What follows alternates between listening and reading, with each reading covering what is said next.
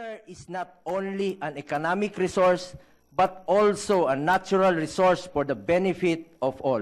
Administered and managed by the state, water remains at the core of our nation's survival, but these concessionaires act as they have sovereignty over this resource that government cannot interfere.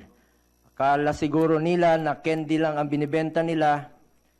I would like to reiterate that water is a commodity not owned by anyone, and thus this should be accessible to all.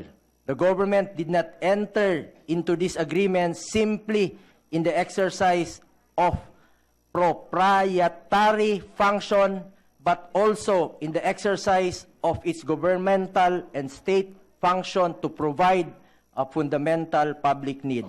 I therefore stand solidly with President Duterte on the water issue.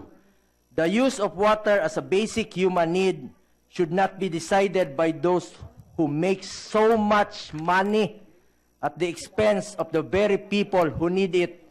To do so is to lose our being human, our own human.